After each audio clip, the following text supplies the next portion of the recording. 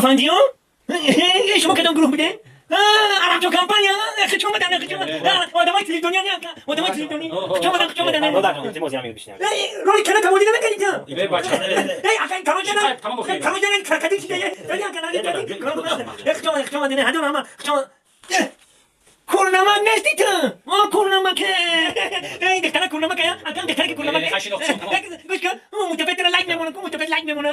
بخاطر ما یه بوتل بگیم شو تمام همش شنوتی بخیر برای ساعت بیچم من خچون بدن بخش شکل یعنی روی نکنم مختلف عند خطی نمیشه بخش شکل بگیر برام بخیر